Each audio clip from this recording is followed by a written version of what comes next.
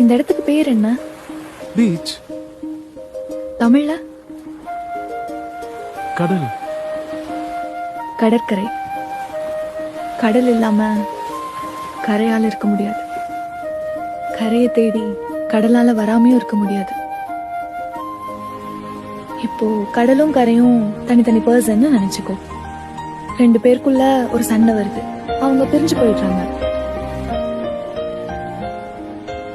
அப்போ கடல் கோச்சுக்கிட்டு உள்ள போயிருச்சு.